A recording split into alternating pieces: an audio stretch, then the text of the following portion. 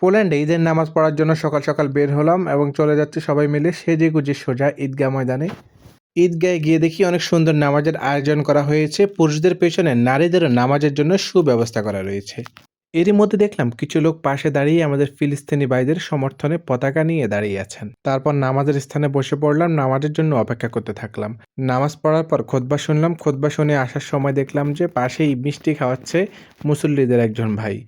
পরে আমরা যারা ছিলাম সবাই ওখান থেকে মিষ্টি খেলাম। মিষ্টি খেয়ে তারপর আবার বাহিরে চলে আসলাম। বাহিরে এসে এই ঈদটি ছিল আমার পরিবারের বাহিরে ১ম ঈদ।